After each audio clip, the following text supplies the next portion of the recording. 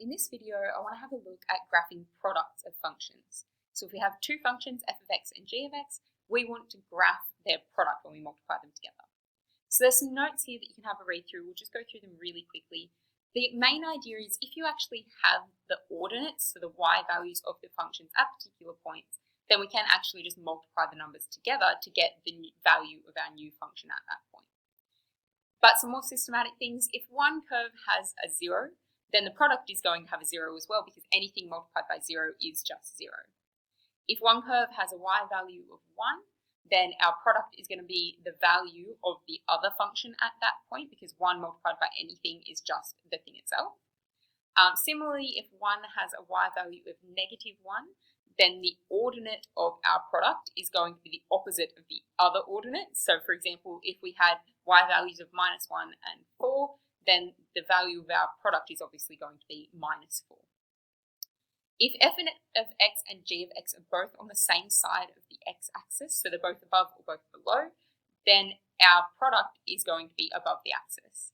If f of x and g of x are on opposite sides, so one's above the x-axis and one's below the x-axis, then our product is going to be below the axis. And that comes from if we have two positives or two negatives multiplied together, we always get a positive answer. Whereas if we have one positive and one negative, we always get a negative answer.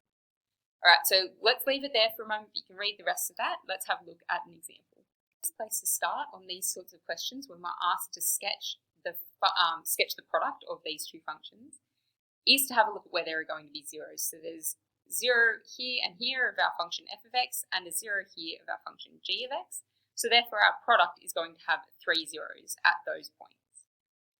Now between those points and off the sides, we can have a look at whether our function is going to be positive or negative. So to the right of this point, both our functions are above the x-axis, so our function is going to be positive as well. Between these two zeros, we've got one function that's positive and one that's negative, so our function, our product, is going to be negative. Between these two zeros, our function is going to be positive, because they're both above the axis, and over this side, over to the left, we've got one that's positive and one that's negative, so our function is going to be negative as well. So even from that, you can start to get an idea that our function is going to curve through these points, and we know which direction it's going to curve as well. But we can try and find out a little bit more detail. What we can look at is where this green function has a value of -1. So the red function at that point, our g of x, has a function of 2. So if we do 2 times -1, we're going to end up with -2 as our answer here. So we also know it's going to pass through that point. The last thing we can check is that because both of our functions are going off to infinity here, our product will also go off to infinity. And because one goes off to negative infinity here and one goes off to positive infinity here, it's a little bit tricky to figure out, but it is going to be negative because we've got a positive and a negative. And we're getting increasingly large numbers in both directions. And when you multiply two large numbers together, you get an even larger number.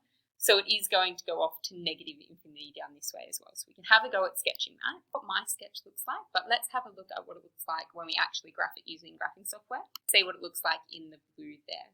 So that's one example of graphing the product of functions.